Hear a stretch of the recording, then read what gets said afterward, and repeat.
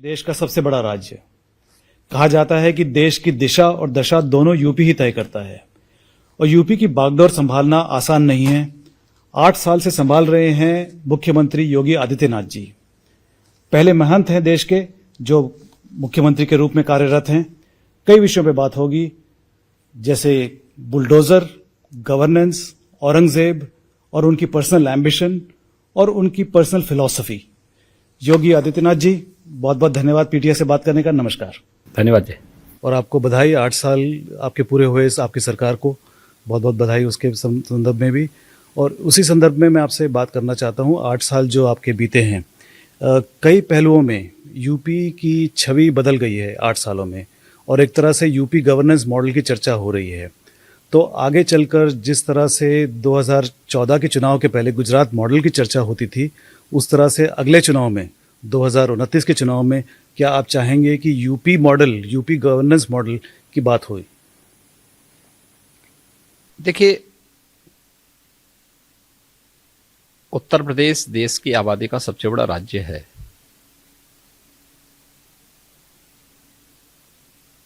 जितनी बड़ी आबादी है उतनी बड़ी चुनौती भी उत्तर प्रदेश के सामने थी।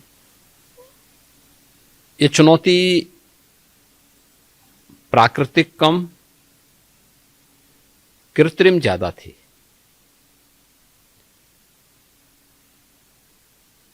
जिन लोगों ने लंबे समय तक उत्तर प्रदेश पर शासन किया है, ये कृत्रिम चुनौती उनके कारनामों की परिणति थी, जिसका परिणाम था कि प्रकृति और परमात्मा की असीम कृपा का प्रदेश हर एक क्षेत्र में पिछड़ता गया। चाहे वह गवर्नेंस का क्षेत्र रहा हो, चाहे वह प्रदेश के अंदर वेलफेयर की स्कीम को उन जरूरतमंदों तक पहुंचाने का रहा हो, उत्तर प्रदेश के अंदर इंफ्रास्ट्रक्चर का रहा हो या डेवलपमेंट का रहा हो, एम्प्लॉयमेंट का रहा हो, हर एक क्षेत्र में सब देखने को मिल रही थी। और 2016-17 तक तो ये स्थिति आ गई थी कि पहचान के एक गंभीर संकट से उत्तर प्रदेश गुजर रहा था। एक तरफ पूरे देश के अंदर प्रधानमंत्री मोदी जी के 2014 में आगमन के बाद लोगों के मन में एक उत्साह था, उमंग था, लेकिन केंद्र में मोदी जी के नेतृत्व की सरकार जो भी लागू करती, राज्य के अंदर तत्कालीन सरकार उसको लागू ही नहीं होने देती थी। और अंततः 2017 के विधानसभा चुनाव में प्रधानमंत्री मोदी जी के आह्वान पर उत्तर प्रदेश की जनता जनार्दन ने ऐतिहासिक निर्णय लेकर के भारतीय जनता पार्टी नेतृत्व में एक पूर्ण बहुमत की सरकार दी। और आज परिणाम सबके सामने है। पिछले 8 वर्ष में जो काम 70 वर्षों में पिछली सरकारों ने नहीं किया या करने में विफल थे, इन 8 वर्षों में उसको प्राप्त करने में काफी हद तक हमें सफलता प्राप्त हुई। और खासतौर पर अगर आप देखेंगे अर्थव्यवस्था के क्षेत्र में, अगर आप देखें 1947 से 2017 तक इन 70 वर्षों में उत्तर प्रदेश की अर्थव्यवस्था ये 12-12.5 लाख करोड़ के आसपास झूल रही थी और ये देश के अंदर 6ठी-7वीं अर्थव्यवस्था थी। आज इन 8 वर्षों में उत्तर प्रदेश की अर्थव्यवस्था 27.5 लाख करोड़ पार कर चुकी है और ये देश की नंबर 2 की अर्थव्यवस्था बनी है।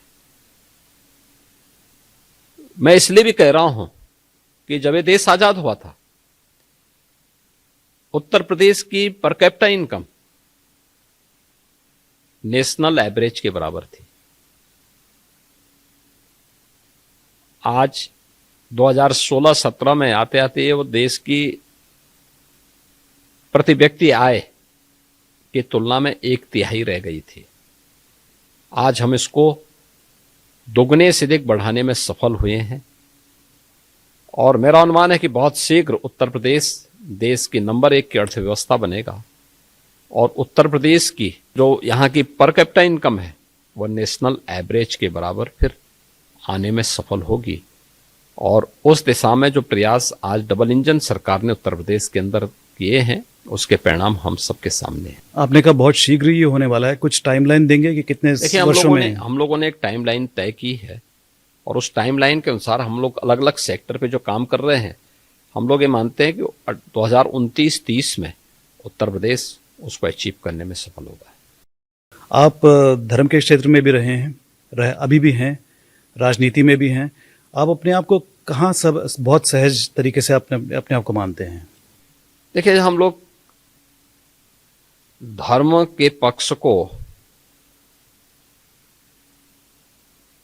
उसे हम सीमित दायरे तक कैद करके रखते हैं और राजनीति को भी हम चंद मुट्ठी भर लोगों की कैद में रखते हैं। सारी समस्या वहीं से खड़ी होती है। राजनीति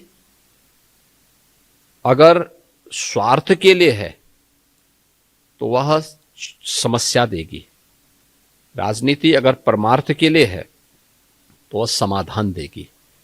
हमें तय करना होगा कि हमें समाधान का रास्ता अपनाना है या समस्या का रास्ता अपनाना है।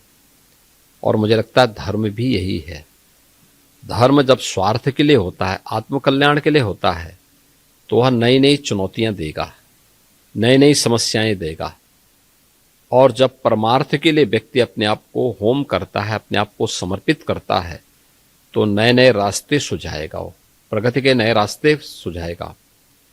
भारत की परंपरा में भारतीय मनीषा ने धर्म को स्वार्थ के साथ नहीं जोड़ा है। उसके दो हेतु बताए हैं कि सांसारिक जीवन में उत्कर्ष का मार्ग प्रशस्त करना, विकास के मार्ग को प्राथमिकता देना, और ये लौकिक जीवन में और पारलौकिक जीवन के लिए मोक्ष की परिकल्पना को साकार करने की दिशा में आगे बढ़ना। तो यहां तो दोनों का उद्देश्य ही सेवा का है। तो सेवा भाव के साथ आगे बढ़ना, मुझे लगता है वह एक राजनीति एक प्लेटफॉर्म है और उस सेवा भाव को आगे बढ़ाने के एक प्लेटफॉर्म के रूप में उसका उपयोग किया जा रहा है। और मुझे लगता है कि उसके परिणाम जब भी निष्काम कर्म की भगवान श्री कृष्ण की कर्मण्येवाधिकारस्ते मा फलेषु कदाचन के भाव से होगा तो उसके परिणाम भी अच्छे आएंगे। मैं इसमें थोड़ा सा आपसे बहस करना चाहता हूँ। हर मनुष्य का एक प्राथमिक भूमिका होती है। आप अभी सीएम की चेयर में बैठे हुए हैं, सीएम की कुर्सी में बैठे हुए हैं, तो आप राजनीति संभालते हैं, गवर्नेंस संभालते हैं। लेकिन जब आप हट के अपने आप को देखते हैं तो आपको लगता है कि आप धार्मिक व्यक्ति ज़्यादा हैं। आपकी प्राथमिक भूमिका क्या है? मैं एक नागरिक के रूप में काम करता हूं, अपने को विशिष्ट नहीं मानता। और एक नागरिक के रूप में पहले मैं एक नागरिक हूं, एक नागरिक के रूप में अपने संवैधानिक दायित्वों का पालन करते हुए मेरे लिए देश सर्वोपरि है। और देश अगर मेरा सुरक्षित है तो मेरा धर्म भी सुरक्षित है। धर्म सुरक्षित है तो कल्याण का मार्ग अपने आप प्रशस्त होता है। आप 8 साल पूरे कर चुके हैं यूपी के सीएम के तौर पे। सबसे लंबा समय किसी सीएम ने बिताया है। तो इन 8 सालों में आपकी सबसे बड़ी उपलब्धियां क्या? आप 3 अगर गिनेंगे तो आप क्या कहेंगे? देखिए, डेवलपमेंट के लिए स्टेबिलिटी बहुत आवश्यक है। भारतीय दृष्टिकोण विकास का एकांकी पक्ष लेके नहीं चलता है, उसके समग्र पक्ष को लेकर के समग्र विकास पर फोकस करता है। समग्रता की उस व्यवस्था को ही हमने स्वीकार किया है जीवन के हर एक पक्ष को। और ये सौभाग्य है कि ऐसे कालखंड में हमें उत्तर प्रदेश की बागडोर को देखने और समझने का अवसर प्राप्त हुआ है। जब इस देश की लीडरशिप, इस देश का नेतृत्व दुनिया के सबसे लोकप्रिय राजनेता और देश के यशस्वी प्रधानमंत्री श्री नरेंद्र मोदी जी के हाथों में है, उनका मार्गदर्शन और उनका नेतृत्व हमें उत्तर प्रदेश के अंदर उत्तर प्रदेश को एक नई पहचान दिलाने में सफल हुआ है। यही प्रदेश था जिसके सामने 8 वर्ष पहले पहचान का संकट था। आज वो पहचान के संकट से उभरा है और उत्तर प्रदेश के नाम पर हर व्यक्ति गौरव की अनुभूति करता है। उत्तर प्रदेश कानून व्यवस्था के क्षेत्र में बेहतर दिशा में आगे बढ़ा। आज आप देख रहे होंगे, आज ईद है, कितनी शांतिपूर्ण तरीके से पर्व मनाया जा रहा है। कोई पर्व और त्योहार है शांतिपूर्ण तरीके से, ये पर्व और त्योहार उत्साह और उमंग के होते हैं। 17 के पहले क्या था, कोई पर्व और त्योहार आता था, लोगों में आशंका आने लगती थी, पता नहीं इस बार क्या हो जाए। लेकिन ये आशंकाएं बंद होनी चाहिए, पर्व और त्योहार उत्साह के साथ मनाए जाएं। इसको लेकर के हर सरकार को इसे अपने प्राथमिकता को में लेना चाहिए। दुर्भाग्य पिछली सरकारें नहीं ले पाई, हमने लिया। परिणाम क्या है, उत्तर प्रदेश का हर नागरिक आज अपनी प्राथमिकता तय किया है, डेवलपमेंट को, वेलफेयर को, राज्य के समग्र विकास पर अलग अलग पक्षों को, जो जिस क्षेत्र में है उसमें बेहतर करने की एक स्वस्थ प्रतिस्पर्धा को उसने आगे बढ़ाया है। और हर एक क्षेत्र में, क्या कृषि के क्षेत्र में, क्या अर्थव्यवस्था के क्षेत्र में, क्या युवाओं में एक स्वस्थ प्रतिस्पर्धा आगे बढ़ने को लेकर के हुई है, क्या महिलाओं के सशक्तिकरण के क्षेत्र में हुआ है, क्या एमएसएमई के क्षेत्र में, या अलग अलग सेक्टर में, ग्रामीण अर्थव्यवस्था हो, शहरीकरण का मामला हो, हर एक क्षेत्र में उत्तर प्रदेश ने नए गोल अचीव किए हैं और अच्छी दिशा में आगे बढ़ा है। और मेरा मानना है कि आप देखेंगे तो आज उत्तर प्रदेश सेंट्रल गवर्नमेंट से जुड़ी हुई लगभग 3 दर्जन ऐसी स्कीम, जिसमें 17 के पहले उत्तर प्रदेश सबसे फिसड्डी माना जाता था, आज वह नंबर 1 पर है या टॉप 3 के अंदर वह यूपी आज के दिन पर उनमें है। हर लीडर, हर नेता जो है, जो उच्च दर्जे का नेता है, वो एक लेगेसी छोड़ना चाहता है। एक चाहत होती है कि मुझे आने वाली पीढ़ियां इस तरह से मुझे याद करें। आप क्या चाहते हैं? देखिए, मुझे याद क्यों करेंगे, मैं तो वर्तमान में ही हूं। नहीं, आप एक लेगेसी छोड़ के जाएंगे। देखिए, 100 साल के बाद में आपका नाम नहीं, हमारे जो काम होंगे ये आने वाली पीढ़ी के लिए स्मरणीय होंगे। आप अपने काम से जानना चाहेंगे? काम से, ये काम से पहचान होनी चाहिए, नाम से नहीं। जी, चलिए मैं ही बोल देता हूँ आपको किस तरह से आप लोकप्रिय किस तरह से हुए हैं। आपके जो समर्थक हैं वो, क्योंकि आपने इतना विकास किया है यूपी में, तो आपको विकास पुरुष कहते हैं। कानून व्यवस्था बहुत अच्छी हो गई है और एक तरह से बुलडोज़र जो आपने इस्तेमाल किया है उसमें आपको बुलडोज़र बाबा भी कहते हैं और हिंदू हृदय सम्राट कहते हैं। तो आप इन तीनों में से कौन से मुद्दे पे आप सबसे ज़्यादा जानना चाहेंगे? देखिए, कौन व्यक्ति क्या बोलना चाहता है उस पर मैं बहुत ज़्यादा वो नहीं करता हूँ। मेरा ये मानना है कि हर हाल में लोगों को सुरक्षा मिलनी चाहिए और एक शांत और सौहार्दपूर्ण वातावरण बनना चाहिए, और कानून का राज की पहली शर्त है सुरक्षा, और उसको लेकर के सरकार प्रतिबद्ध है और उसी के अनुसार हमने जो यूपी की आवश्यकता थी वही हमने यूपी के अंदर लागू किया। ये बुलडोज़र जो है वो काफ़ी चर्चा में है और एक तरह से ये आपने एक मॉडल बना दिया है, बुलडोज़र मॉडल, जो कई और राज्यों में, कम से कम बीजेपी के राज्यों में भी ये इस्तेमाल हुआ है। तो ये आप अपनी उपलब्धि समझेंगे इसको?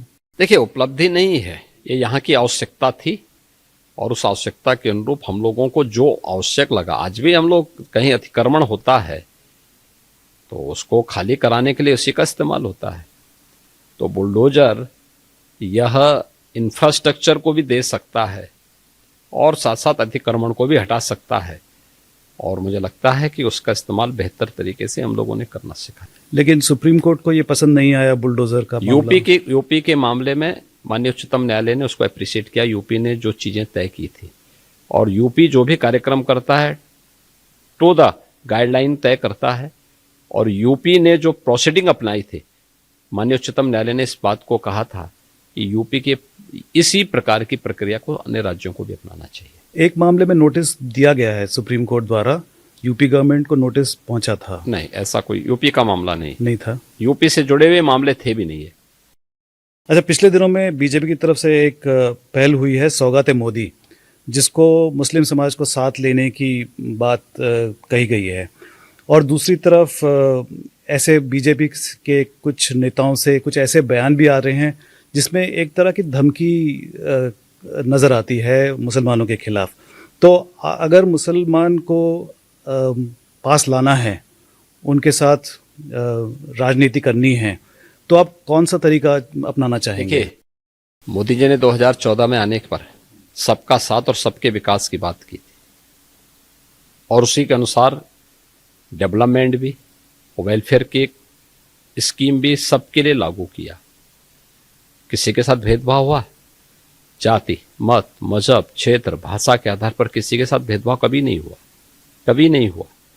मेरा ये मानना है जितने भी 4 करोड़ लोगों को आवास मिले, 50 करोड़ लोगों को आयुष्मान भारत में 5 लाख रुपए की प्रतिवर्ष स्वास्थ्य बीमा का कवर मिल रहा है, 80 करोड़ लोग राशन की सुविधा का लाभ प्राप्त कर रहे हैं, देश के अंदर 12 करोड़ घरों में शौचालय बन गए, 10 करोड़ घरों में उज्ज्वला योजना के कनेक्शन चले गए, करोड़ों घरों में बिजली के निःशुल्क कनेक्शन बांटे गए, जीवन ज्योति बीमा योजना, जीवन सुरक्षा बीमा योजना और तमाम अन्य स्कीम में लोगों को तमाम प्रकार के लाभ मिले हैं। क्या किसी की जाति, मत, मजहब, क्षेत्र या भाषा पूछी गई? किसी के साथ नहीं पूछी गई। और इसमें लाभान्वित होने वाली जो सर्वाधिक संख्या वो मुसलमानों की है। तो भेदभाव कहां हुआ है? कहां से भेदभाव हुआ है? देखो, इस सोच का नजरिया है, स्कीम को उन तक पहुंचाया जा रहा है बिना भेदभाव के। हमने तो किसी की जाति नहीं देखी। उत्तर प्रदेश के अंदर 20% मुसलमान है। इन सभी वेलफेयर स्कीम में उन्होंने 35 से 40% उसका लाभ प्राप्त किया है। तो रोका तो नहीं गया किसी का, उसका चेहरा देख के तो योजना का लाभ नहीं दिया गया, जो जरूरतमंद था उसको दिया गया। हां, हमने तुष्टीकरण नहीं किया, तुष्टीकरण नहीं किया, अपीजमेंट नहीं किया। हाँ, ये अपीजमेंट से हम लोग हमेशा अपने को अलग करते हैं।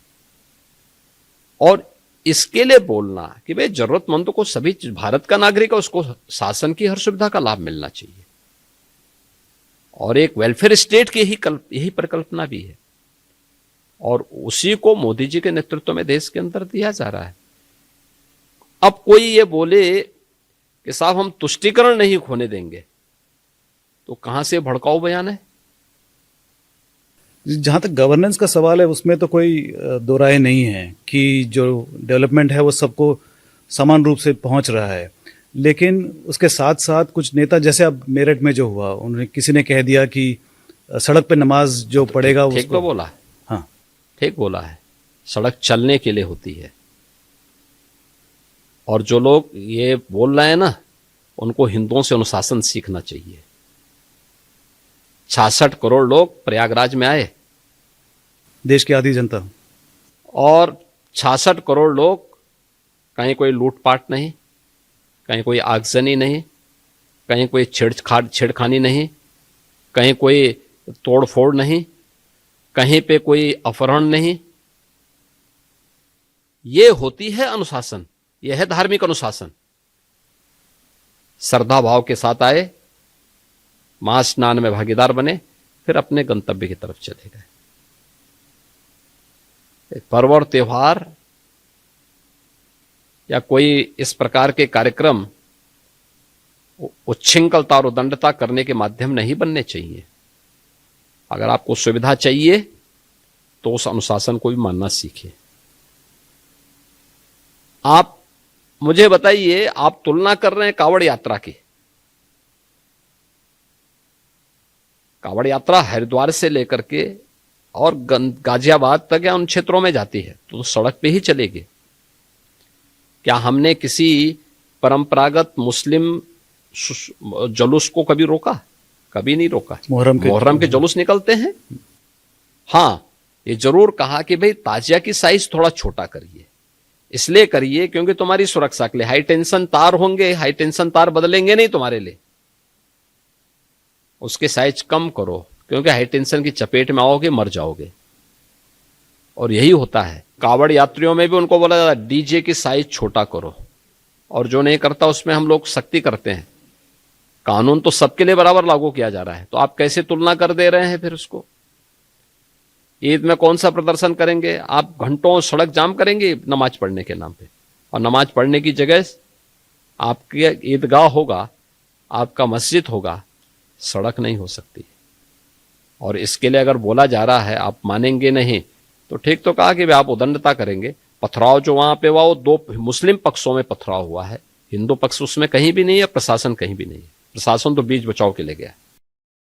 हमारे देश में चुनाव चलते रहते हैं, हर साल एक दो चुनाव तो होते ही रहते हैं, और हर चुनाव में आपको प्रचार के लिए आप जो बुलाते हैं, सबसे पॉपुलर सीएम आप हैं, हर जगह आप जाते हैं।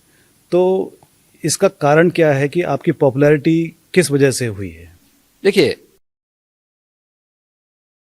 मैं ही नहीं जाता हूं, हमारे सभी नेतागण जाते हैं, सभी मुख्यमंत्री गण जाते हैं। जितना आपको बुलाते हैं और किसी को नहीं बुलाते? देखिए, सभी लोग जाते हैं, कोई हर एक की अपनी सीमा है, हर एक का अपना वो भी है, समय निकालने पे भी निर्भर करता है, अन्य जगह व्यस्तता भी हो सकती है। हमारे यहाँ चुनाव होते हैं, हम भी बुलाते हैं सभी को, हमारे यहाँ सभी नेता आते हैं। तो ऐसा नहीं है, पार्टी का अपना एक कार्यक्रम होता है, पार्टी की अपने एक व्यवस्था होती है, पार्टी की व्यवस्था के अंतर्गत हम लोग जाते हैं, सभी लोग उसमें भाग। लेकिन जो आपकी जो अपील है राष्ट्र भर में, आप जहाँ भी जाते हैं बहुत भरी संख्या में लोग आते हैं आपको देखने के लिए, आपको सुनने के लिए। ये आप योगी हैं इसीलिए आते हैं या कुछ और कारण हो सकता है? नहीं, हो सकता है कि उत्तर प्रदेश में 17 के पहले जिन लोगों ने जो अनुभव किया होगा, 17 के बाद उनको ज्यादा परिवर्तन नजर आ रहा होगा, तो इसलिए इसको भी देखने के लिए एक उत्साह है। क्योंकि उत्तर प्रदेश में तो देश भर के श्रद्धालु आते हैं, देश भर के नागरिक आते हैं, तो इस परिवर्तन के नाते ही बुलाते होंगे। तब जब आप हैदराबाद जाते हैं तो हैदराबाद के लोग देखना चाहते हैं कि उत्तर प्रदेश में जितना विकास हुआ वो किसने किया, क्यों नहीं, कैसा लगता है वो आदमी? होना चाहिए, एकदम होना चाहिए। आरएसएस की पृष्ठभूमि नहीं रखते, लेकिन अब बताया जा रहा है कि आप आरएसएस के चहेते बन गए हैं या आरएसएस आपको बहुत पसंद करने लगी है, इसका कारण क्या है? देखिए, राष्ट्रीय स्वयंसेवक संघ दुनिया का सबसे बड़ा सांस्कृतिक संगठन है और स्वयंसेवी संगठनों के लिए एक मॉडल भी है। राष्ट्रनिष्ठा कैसे होती है ये देखना हो तो राष्ट्रीय स्वयंसेवक संघ के स्वयंसेवकों से लोग सीखें। और राष्ट्रनिष्ठा का बिना किसी सरकार के सहयोग के या सरकारी सहयोग की अपेक्षा के अनवरत चलने वाली उस प्रक्रिया का हिस्सा है, और 100 वर्षों से निरंतर एक संगठन इस पे लगा हुआ है। लाखों स्वयंसेवक इस अभियान के साथ जुड़े हुए हैं। तो ये तो अद्भुत उदाहरण है दुनिया के अंदर, दुनिया को सीखना चाहिए। और जो लोग राष्ट्रीय स्वयंसेवक संघ पर प्रश्न खड़ा करते हैं उनको जाके उनकी शाखाओं में जाकर के देखना चाहिए कैसे राष्ट्र निर्माण के लिए, चरित्र निर्माण के लिए कैसे वहां पर एक निश्चित प्रक्रिया के साथ इसको आगे बढ़ाया जाना चाहिए। मुझे लगता है कि उससे उनका भी कल्याण होगा, उनके परिवारों का भी कल्याण होगा, और अच्छे मार्ग पर चलेंगे तो देश का भी हो सकता है कल्याण हो जाए। ये तो आपने आरएसएस की प्रशंसा कर दी, लेकिन आरएसएस आपको क्यों चाहता है ये नहीं बताया? देखिए, आरएसएस के लिए कोई पसंद और नापसंद नहीं है। आरएसएस के लिए जो भारत के प्रति निष्ठावान होगा वो आरएसएस उसको पसंद करेगा। जो भारत के प्रति निष्ठावान नहीं होगा, आरएसएस उसको रास्ते पे लाने के लिए, सन्मार्ग पर लाने के लिए प्रेरणा ही दे सकता है। आरएसएस आपको पसंद करता है, मोदी जी आपको बहुत पसंद करते हैं, आपको उपयोगी कहते हैं, यूपी और योगी मिला के उपयोगी कहते हैं। इस देश के एक बहुत बड़ा तबका आपको प्रधानमंत्री के रूप में देखना चाहता है कभी न कभी, तो इसके बारे में क्या कहेंगे आप? देखिए, मैं उत्तर प्रदेश का मुख्यमंत्री हूँ, यहाँ पे उत्तर प्रदेश की जनता के लिए पार्टी ने मुझे यहां लगाया है, और राजनीति मेरे लिए एक फुल टाइम जॉब नहीं है। और ठीक है, इस समय हम यहां काम कर रहे हैं, लेकिन मैं वास्तव में हूं तो एक योगी। तो ये हम लोग जिस समय तक हैं काम कर रहे हैं। कब तक करेंगे इसी का? है, इसका भी एक समय सीमा होगी। आपने मेरे पिछले प्रश्न का उत्तर दे दिया कि ये फुल टाइम जॉब नहीं है मेरी। मैं वही कह रहा हूं, इसलिए मैंने कहा। जी। वक्फ अमेंडमेंट बिल इस हफ्ते पार्लियामेंट में आने वाला है और यूपी में वक्फ की बहुत सारी प्रॉपर्टी बहुत ज़्यादा है। तो क्या आपको लगता है कि ये बिल किसी प्रकार का विवाद उत्पादित कर सकता है? देखिए, हर अच्छे कार्य का विरोध होता है, वैसे ही वक्फ संशोधन विधेयक पर भी ये हो हल्ला हो रहा है। लेकिन मैं कहता हूं, जो हो हल्ला कर रहे हैं, इनसे पूछना चाहता हूं कि इन्होंने कोई ऐसा काम वक्फ बोर्ड के माध्यम से किया हो जो वेलफेयर का हो। छोड़िए, सब समाज की बात छोड़िए, मुस्लिम समाज का ही कोई कल्याण किया हो उस प्रॉपर्टी का। ये व्यक्तिगत स्वार्थ का एक अड्डे बने हुए हैं। चंद लोगों के लिए लूट खसोट के अड्डे बने हुए हैं। किसी भी सरकारी प्रॉपर्टी पर जबरन काबिज करने का एक माध्यम बना हुआ है। और रिफॉर्म इस समय की मांग है। हर रिफॉर्म का विरोध होता है, लेकिन देश काल और परिस्थिति के अनुसार हमें उस प्रकार के रिफॉर्म के लिए तैयार होना चाहिए। और मुझे लगता है कि इसका लाभ मुस्लिम समाज को भी होगा, और जिसके कारण बहुत बार कानून व्यवस्था के संकट खड़ा होता है, उससे भी लोगों को मुक्ति मिलेगी। तो आपको ये लगता है कि मुस्लिम समाज किसी तरह से अपने ही उसमें जकड़ा हुआ है कि उसके अपने लोग समाज को आगे बढ़ने की अनुमति नहीं दे रहे हैं? कहते हैं ना, आप हिंदू मठ मंदिर को देखते होंगे, देख रहे हैं, अपने जो भी सीमित साधन है उससे वह हर प्रकार के वेलफेयर के काम को करता है। साधन सीमित हैं, गवर्नमेंट के सपोर्ट बहुत कम सपोर्ट, ना के बराबर सपोर्ट है, लेकिन वह स्कूल भी चलाता है, गौशाला भी चलाता है, संस्कृत पाठशाला भी चलाता है, यज्ञशाला भी चलाता है, अन्नपूर्णा यानी अन्न क्षेत्र भी चलाता है, मेडिकल कॉलेजेस भी चलाते हैं, वहाँ पे हॉस्पिटल भी चलाते हैं, और भी अन्य तमाम अच्छे इंस्टीट्यूशंस संचालित करते हैं। गरीब बच्चों के लिए स्कॉलरशिप देते हैं, उन्हें हर प्रकार की सुविधाएं देते हैं। किसी वक्फ बोर्ड ने कभी ऐसा काम किया है क्या? जबकि हिंदू धर्मस्थलों की तुलना में इनके पास जो प्रॉपर्टी है वो कई गुना ज्यादा है, कई गुना ज्यादा है। और जिस प्रॉपर्टी को ये कह देंगे कि वक्फ की प्रॉपर्टी, वो उनकी मान ली जाती थी। ये कहां का न्याय है जी? आप जबरन उनको जो है एक आपने विशेषाधिकार दे दिया उन लोगों को। तो ये प्रिविलेज कंट्रोल होना चाहिए, ये बंद होना चाहिए किसी प्रॉपर्टी पे कब्जा करने की प्रवृत्ति, और हिसाब किताब होना चाहिए, ऑडिट होना चाहिए। उस पैसे का उपयोग कहां हुआ है, कितने वेलफेयर के काम हुए हैं। आप छोड़िए और समाज की, मुस्लिम समाज में क्या किया है कुछ करके बताओ ना। अगर उसके लिए कोई रिफॉर्म होता है तो स्वागत होना चाहिए उसके लिए। तो एक कैंपेन होना चाहिए सरकार की तरफ से मुस्लिम समुदाय में, समाज में, कि उनको जागरूक किया जाए कि वक्फ इस तरह का नाजायज फायदा उठा रहा है। देखिए, तो उनको भी देखना चाहिए कि उनके नाम पर कौन लूट खसोट कर रहे हैं इस प्रॉपर्टी पे। और मुझे लगता है देखेंगे, गवर्नमेंट तो अवेयरनेस पैदा कर ही रही है और करती भी है। महाकुंभ संपन्न हुआ, बहुत शानदार रहा, और सरकारी आंकड़े बताते हैं कि 66 करोड़ लोग श्रद्धालुओं ने स्नान किया, जो कि देश की आबादी का आधा है करीब। तो महाकुंभ के 45 दिनों में आपको सबसे बड़ी चुनौती कब लगी, कैसे लगी? देखिए, हर अच्छा कार्य सकुशल संपन्न होना एक चुनौती होती है, लेकिन उस चुनौती को चुनौती न मान करके अगर हम उसके पार्ट बन जाते हैं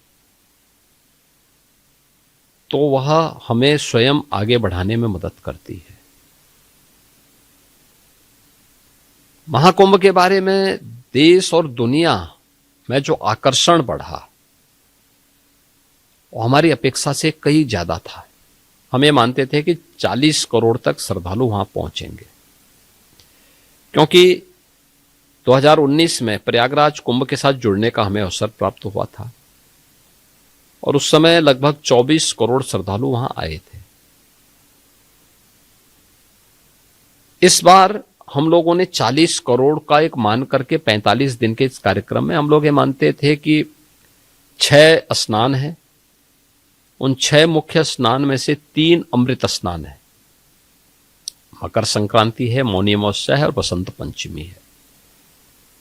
3 स्नान अन्य इसके साथ जुड़ेंगे, पौष पूर्णिमा का, माघी पूर्णिमा का और महाशिवरात्रि का। 3 अमृत स्नान में जो संख्या होगी, यह मेरा अनुमान था कि 3 से 5 करोड़ के बीच में प्रतिदिन होगी। जैसे मैं मानता था मकर संक्रांति के अवसर पे 3 करोड़ के आसपास श्रद्धालु आएंगे, 3.5 के आसपास आए थे। मौनी अमावस्या पे मैं मानता था 5 करोड़ श्रद्धालु आएंगे, लेकिन मौनी अमावस्या 29 जनवरी को पड़ी तो 28, 29, 30 इन 3 दिनों में, यानी मौनी अमावस्या 2 दिन गई थी, 28 की सायंकाल से लेकर के और 29 की सायंकाल तक चला। तो मैं मानता था कि कुल 5 करोड़ श्रद्धालु आएंगे, लेकिन इन 3 दिनों में 15 करोड़ श्रद्धालु वहां आए। और फिर बसंत पंचमी के अवसर पर हमारा था तो लगभग 3-3.5 करोड़ के आसपास श्रद्धालु उस समय आए थे, तो उतना ही वहां पे था। शेष दिनों में हमारा था कि 1 करोड़ के आसपास है, उससे कम रहेगी। लेकिन हम देखते थे कि 29 के पहले ये एवरेज अन्य दिनों में 60 लाख 70 लाख के आसपास चल रही थी, लेकिन 30 जनवरी के बाद अचानक इसमें वृद्धि होनी शुरू हुई। ये 1 करोड़ 2 करोड़ 1 करोड़ 2 करोड़ पहुंच गई। तो हमारी जो व्यवस्था थी वह तो 40 करोड़ के लिए थी। पार्किंग का स्पेस, अन्य जो सुविधाएं थी, तो उसमें हमें थोड़ा वहां पे रेलवे स्टेशन में जो होर्डिंग एरिया थे, बस स्टेशन पर जो होर्डिंग एरिया थे, अन्य जनपदों में, क्योंकि जब यहां भीड़ होती थी तो हमें अगल बगल के जनपदों में भी होर्डिंग एरिया बना करके लोगों को रोकना पड़ता था, श्रद्धालुओं को रोकना पड़ता था। और फिर जो श्रद्धालु प्रयागराज आ रहा था वो विंध्यवासिनी धाम मिर्जापुर जाता था, बाबा विश्वनाथ धाम काशी जाता था, अयोध्या आता था, गोरखपुर जाता था, चित्रकूट जाता था, नैमिषारण्य जाता था या मथुरा वृंदावन जाता था। तो यहां का जो प्रेशर था वो प्रेशर हमें उन क्षेत्रों में भी देखने को मिल रहा था, क्योंकि पहले तो होता क्या था, कुंभ का आयोजन होता था तो कुंभ के आयोजन में लोग केवल यहीं पे प्रयागराज आकर के निकल जाते थे। लेकिन इस बार 5 नए आध्यात्मिक सर्किट बने हैं यूपी के अंदर कुंभ के बहाने, महाकुंभ के बहाने। एक प्रयागराज से प्रयागराज, विंध्यवासिनी धाम और काशी, दूसरा प्रयागराज से अयोध्या गोरखपुर, तीसरा प्रयागराज से महर्षि वाल्मीकि की साधना स्थली लालापुर, संत तुलसीदास जी की जन्मस्थली राजापुर और चित्रकूट का, चौथा प्रयागराज से लखनऊ और नैमिषारण्य का, और पांचवा लखनऊ से वृंदावन मथुरा के तीर्थों के साथ साथ सुख तीर्थ का। ये सभी जगह श्रद्धालुओं के पार भीड़ थी, तो उन सबके लिए व्यवस्था वहां भी देखना, उसी प्रकार की सुविधाएं वहां उपलब्ध करवाना। दूसरा है जो प्रधानमंत्री जी ने हम लोगों के सामने टारगेट दिया था कि कुंभ दिव्य और भव्य बनाने के लिए आवश्यक है कि स्वच्छता और सुरक्षा के साथ साथ हमें उसको डिजिटल फॉर्म में भी लाना होगा। जैसे दिव्य और भव्य बनाने के लिए स्वच्छता पे ध्यान देना होगा, इसके लिए प्रशिक्षण, सिंगल यूज प्लास्टिक का यूज ना होने पाए इसके लिए अवेयरनेस के प्रोग्राम, सुरक्षा के लिए केवल पुलिस को लगना है रूटीन ड्यूटी नहीं करनी, उसके बिहेवियर में चेंज हो, ये कैसे होगा इसके लिए प्रशिक्षण देना होगा। प्रयागराज आने वाले सभी श्रद्धालुओं की मैपिंग हो सके, फेस रिकॉग्निशन के माध्यम से आप एक एक को हेड काउंट कर सकें,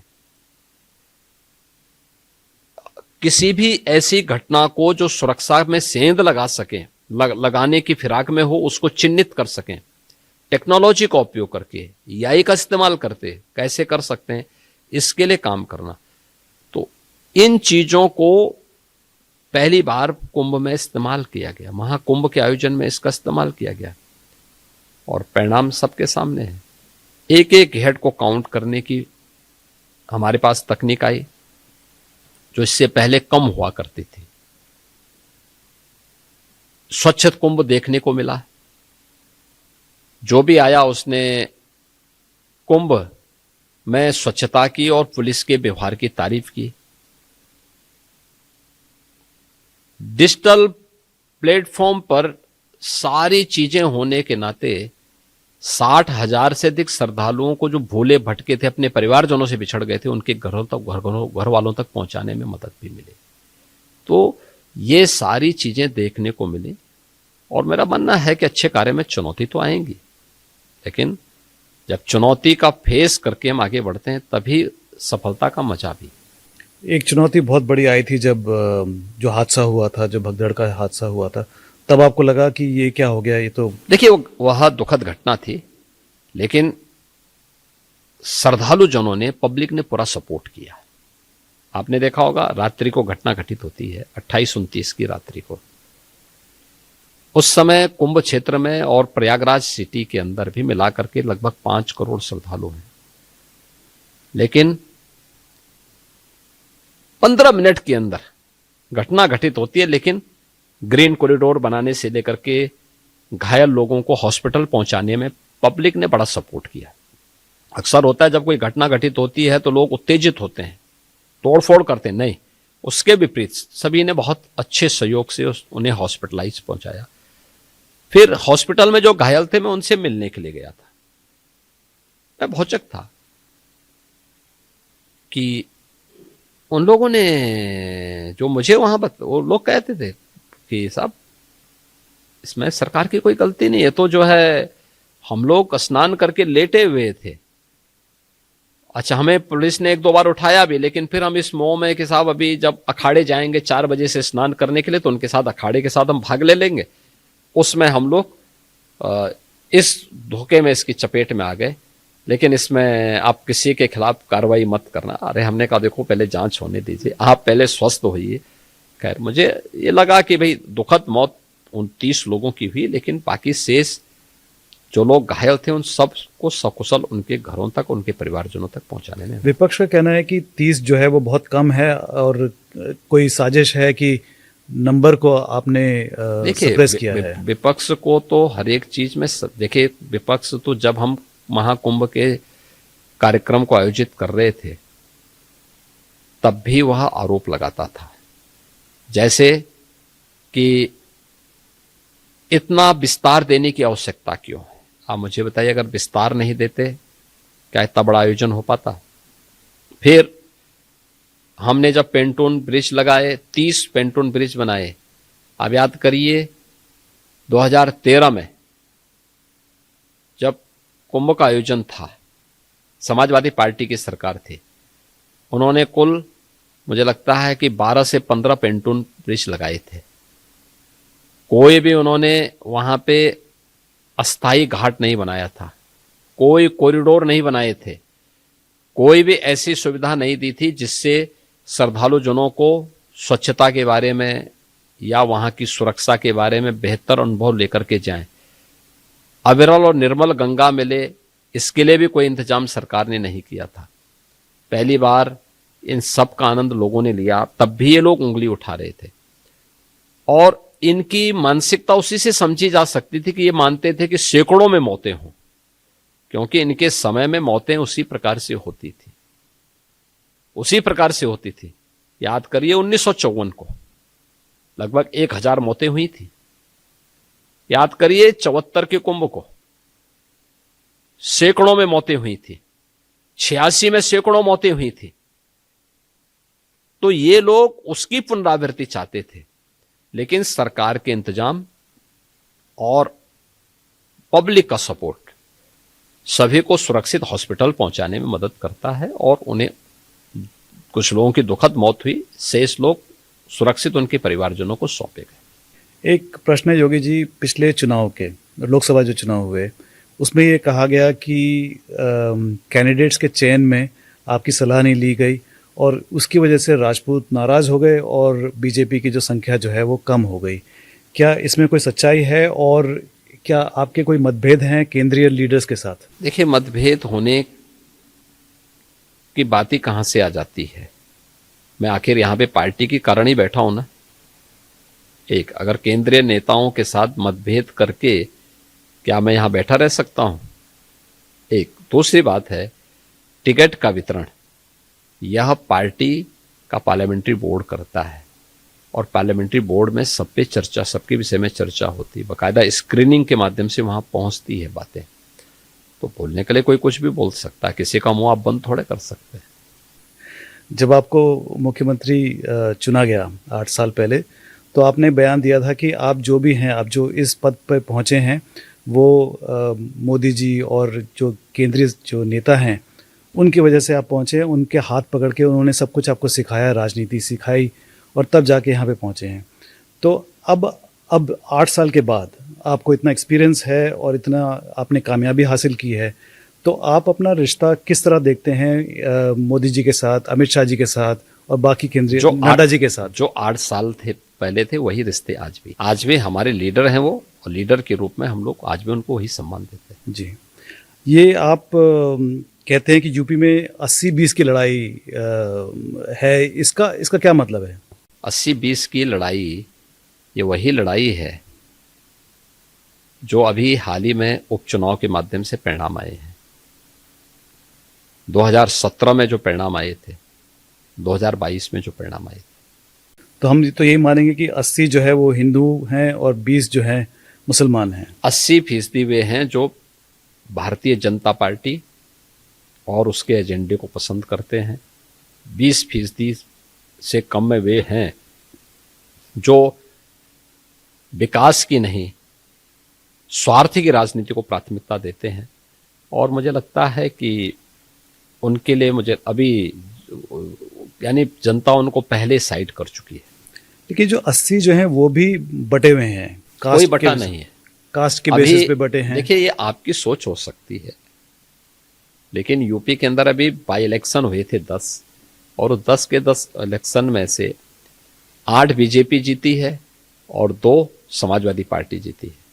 तो मैंने पहले कहा ना 80-20 की लड़ाई है। अब इससे ज्यादा उदाहरण क्या आपको दे सकते? लेकिन उसी उसमें आपने ये भी कहा था कि बटेंगे तो कटेंगे, तो और वो महाराष्ट्र में कटेंगे में नहीं, देखिए बटेंगे कटेंगे इस परिप्रेक्ष्य में था कि इतिहास केवल अध्ययन का विषय नहीं होता है।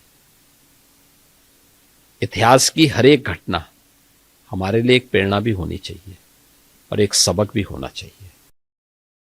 बीजेपी के नए अध्यक्ष बनने वाले हैं, आप क्या चाहेंगे कि यूपी से बने? देखिए, ये हमेशा यूपी के रहे राजनीति। भारतीय जनता पार्टी का अपना एक संगठनात्मक ढांचा है और उसकी अपनी एक प्रक्रिया है। उस प्रक्रिया के तहत अध्यक्ष का चुनाव होगा और उस दिशा में वो चीजें आगे बढ़ रही हैं। उसमें किसी व्यक्ति को हस्तक्षेप करने के लिए कोई स्पेस नहीं है। एक, और ये उत्तर प्रदेश का सौभाग्य है कि प्रधानमंत्री मोदी जी भी उत्तर प्रदेश से ही देश की संसद में प्रतिनिधित्व करते हैं।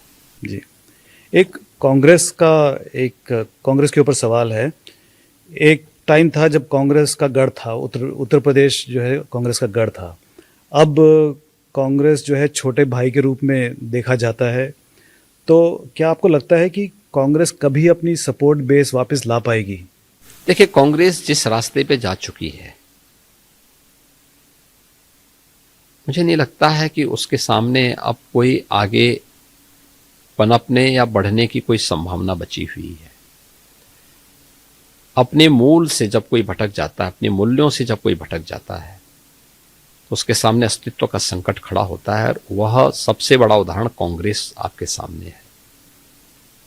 याद करिए, देश की आजादी की लड़ाई के दौरान कांग्रेस भारत की आत्मा के रूप में देश की जनता ने उसको उस समय माना और स्वतंत्र भारत में इन्होंने खिलवाड़ करना शुरू किया। बाबा साहब भीमराव अंबेडकर के द्वारा बनाए गए संविधान में पहला संशोधन इन्होंने पहले तो मीडिया का गला घोंटने को लेकर के किया, फिर कश्मीर में धारा 370 को जबरन घुसेड़ करके किया, फिर लगातार देश के अंदर ऐसे कार्य करते रहे और 1976 आते आते श्रीमती इंदिरा गांधी जी ने तो संविधान का गला ही घोंटने का काम करने का किया था। ये लगातार कांग्रेस आज उस दिशा में गई। इसने मुद्दों के समाधान के बजाय समस्याएं देश को ज्यादा दी। जैसे मोदी जी आए, अयोध्या में राम जन्मभूमि की समस्या का समाधान हो गया। ये काम 1950 में भी हो सकता था, 1952 में भी हो सकता था, उसके आगे की सरकारों में भी हो सकता था। ध्यान नहीं दिया गया क्योंकि भारत की आस्था को इन्हें कोई चिंता नहीं थी। 3 तलाक की कुप्रथा पर पहले भी रोक लग सकती थी, ये मोदी जी ने किया। धारा 370 ये पहले भी समाप्त हो सकती थी, लेकिन ये भी मोदी जी ने किया। तो जब कांग्रेस अपने मुद्दों से ही भटक चुकी है, अपने मूल से ही उसका संबंध विच्छेद हो चुका है, तो पब्लिक क्यों सपोर्ट करेगी कांग्रेस को? तो जो कांग्रेस का जो पतन हो रहा है, इसमें राहुल गांधी का कितना बड़ा हाथ होगा? मैं क्या कह रहा हूं, राहुल गांधी भी हैं, कांग्रेस के वे लोग भी हैं जो कांग्रेस की नीतियों को तय करते हैं और कांग्रेस का एजेंडा सेट करते हैं। आपको लगता है कि हिंदी को पूरे देश की एक भाषा बनाना चाहिए, राष्ट्रभाषा बननी चाहिए हिंदी? देखिए, भारत हिंदी को सम्मान मिलना चाहिए, ये हमारी इच्छा भी है और पूरे देशवासियों की भी इच्छा होती है। लेकिन भारत ने त्रिभाषा सूत्र को स्वीकार किया है और त्रिभाषा सूत्र ही देश के अंदर जो रीजनल लैंग्वेज है उसको भी सम्मान मिलना चाहिए। और हर एक भाषा की अपनी विशेषता है, उसकी विशिष्टता भी है और नेशनल इंटीग्रिटी का ही आधार बनती है। उसकी अपनी लोक परंपराएं हैं, लोक कथाएं हैं, लोक गाथाएं हैं। उसमें बहुत सारी ऐसी विधाएं आपको मिल जाएंगी जो देश की विविधता को और मजबूती प्रदान करेगी। तो मुझे लगता है कि चीजें, और उसका सबसे अच्छा उदाहरण प्रधानमंत्री जी ने काशी में काशी तमिल संगमम के माध्यम से किया, जहां पे देखिए संस्कृत और तमिल 2 भारत की सबसे प्राचीनतम भाषाएं हैं और उसका कितना अद्भुत कार्यक्रम होता है काशी में। उसका 3रा संस्करण अभी हाल ही में संपन्न हुआ है और जो भी आता है अद्भुत होता है यहाँ आकर के देख करके। लेकिन जो अगर आप किसी तमिल से पूछें, तमिल भाषी से पूछें या तेलुगु भाषी से पूछें, तो वो कहते हैं कि हिंदी ही क्यों नेशनल इंटीग्रेशन का लैंग्वेज बन सकता है, दूसरा कोई लैंग्वेज क्यों नहीं बन सकता, दूसरी भाषा क्यों नहीं बन सकती? नहीं, सभी बन सकती हैं, क्यों नहीं बन सकती? तमिल भी बन सकती है, तेलुगु भी बन सकती है, मलयालम भी बन सकती है, कन्नड़ भी बन सकती है, बंगाली भी बन सकती है, मराठी भी बन सकती है, और सभी बन रही हैं। हाँ, तो हम हिंदी पर इतना क्यों जोर दे रहे हैं? ये सभी हिंदी पे जोर नहीं दिया जा रहा है, एक राजभाषा के रूप में उसके उपयोग के लिए। और मैं तो कहता हूं भाई, यूपी में हम लोग तो तमिल भी पढ़ा रहे हैं, तेलुगु भी पढ़ा रहे हैं, मलयालम भी पढ़ा रहे हैं, कन्नड़ भी पढ़ा रहे हैं, बंगाली भी पढ़ा रहे हैं, मराठी भी पढ़ा रहे हैं। तो यूपी क्या उससे छोटा हो गया क्या? यूपी में रोजगार के नए अवसर खुल रहे हैं, नए लोगों को रोज जॉब क्रिएट हो रहे हैं। जो लोग अपने संकीर्ण राजनीतिक स्वार्थों के नाते ये भाषा विवाद खड़ा कर रहे हैं, उनकी राजनीतिक उल्लू सीधा तो हो सकता है, लेकिन युवाओं के एम्प्लॉयमेंट में वे एक प्रकार का प्रहार कर रहे हैं। आपका इशारा स्टालिन की तरफ है। कोई भी हो, वे वही कर रहे हैं, और यही कारण है कि वे राज्य धीरे धीरे करके पिछड़ते जा रहे हैं। लेकिन उनका स्टालिन का ये भी, उन्होंने धमकी भी दी है कि वो आंदोलन करेंगे अगर ये ऐसा चलता रहा, तो इससे तो देश देखो, टूटेगा। उनके पास कोई मुद्दा दूसरा तो है नहीं, उनके पास कोई दूसरा मुद्दा तो है नहीं। इसी प्रकार की भावनाओं को भड़का करके ये लोग अपने राजनीतिक उल्लू को सीधा करते हैं। एक सवाल है इतिहास पे और राजनीति पे भी। आजकल राजनीति में इतिहास के बहुत चर्चे हो रहे हैं, जैसे औरंगजेब का जो कब्र है, राणा सांगा, जो उनको मरे हुए कई साल हो गए हैं, तो इसको आप कैसे देखते हैं? क्या ये होना चाहिए? देखिए, आक्रांताओं का महिमामंडन बंद होना चाहिए और राष्ट्र नायकों का सम्मान हर हाल में होना चाहिए। राष्ट्र नायकों का सम्मान, राष्ट्र नायकों का गुणगान, ये राष्ट्र की प्रेरणा होती है। और आक्रांताओं का मान मर्दन होना चाहिए, उन्हें महिमामंडित नहीं किया जाना चाहिए, ये बंद होना चाहिए, हर हाल में बंद होना चाहिए। आज ही बयान आया है भैयाजी जोशी का, उन्होंने कहा है कि अगर कोई औरंगजेब की कब्र में जाकर देखना चाहता है तो क्या बड़ी बात है, जाने दीजिए उनको। आप उनसे सहमत हैं? देखिए, लोकतंत्र में सहमति और असहमति के बीच का समन्वय ही लोकतंत्र है, और ये हिंदुओं की सहनशीलता है कि इतने दिनों तक औरंगजेब की कब्र सुरक्षित है। आप ये भी कह चुके हैं कि जो धार्मिक स्थल हिंदू समुदाय के थे उन्हें वापस हमें लेना है, और आपके पास ऐसे कोई एक फाइनल लिस्ट होगी कि इतने जो मुझे लगता है आप लोगों के पास कुछ ज्यादा अच्छी सोची होगी। हमारे पास तो कोई भी नहीं है। मैं कह रहा हूं ना, आपके पास ज्यादा सोची होगी, आप वो सोचना हमें देंगे तो हम जरूर उसकी जांच करवा लेंगे। अच्छा, मोहन भगवत जी भी ये कह चुके हैं कि हर मस्जिद के नीचे शिवलिंग ढूंढना ठीक नहीं है। मैंने कहा ना कि आपके पास ज्यादा ऑथेंटिक सूचना होगी तो सोचिए, अगर मुझे देंगे तो हम इसकी जांच करवा लेते हैं। अच्छा, बिहार में चुनाव आने वाले हैं और आप इसको किस तरह से देखते हैं कि नीतीश कुमार को लेकर कई सवाल भी उठ रहे हैं, तो किस तरह का ट्रेंड होगा? देखिए, एनडीए की सरकार फिर से बनेगी और भारतीय जनता पार्टी ने पहले कहा है कि मोदी जी का नेतृत्व और नीतीश कुमार का राज्य में नेतृत्व, ये दोनों मिलकर के बिहार में फिर से एनडीए की सरकार वहां पे बनेगी। एक साउथ के ऊपर सवाल है कि कई पार्टियों ने वहां पर डिलिमिटेशन को लेकर बहुत विरोध जताया है, तो उनकी आकांक्षा भी है कि उनको लगता है कि उनकी सीटें कम हो जाएंगी और यूपी और बिहार की ज्यादा हो जाएंगी। डिलिमिटेशन को लेकर के माननीय गृह मंत्री जी के वक्तव्य के बाद कोई भी नया प्रश्न खड़ा होने का वो नहीं होता। ठीक है, राजनीति किसी को करनी, अपना राजनीति अपनी विषय हो सकती है, लेकिन उसके बाद कोई मुद्दा उठने का मुझे नहीं लगता है कोई प्रश्न बच जाता है, और सभी को इसके साथ उन्होंने इन सभी मुद्दों का समाधान उनके वक्तव्य के बाद हो जाता है। दो सवाल हैं इंटरनेशनल अफेयर्स पे।